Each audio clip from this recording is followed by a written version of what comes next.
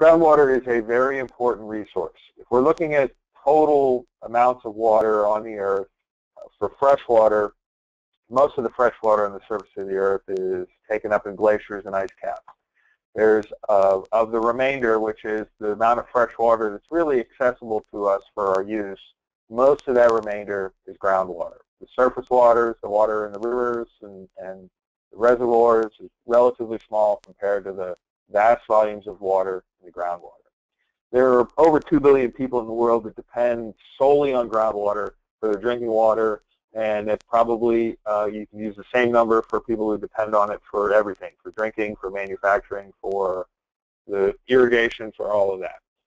Groundwater is extensively used for irrigation. So really the whole world is affected by groundwater use because we couldn't feed the entire world if it wasn't for the vast amounts of groundwater that are used for irrigation. If we look in the U.S. alone, about 23% of all the fresh water used is groundwater. In Texas, over half of the overall water supply is from groundwater, and there are probably other states that use even more groundwater, other arid parts of the country. And this is only increasing. The surface water resources, I know within the United States, surface water resources are already sort of being allocated. There's not much more to go around.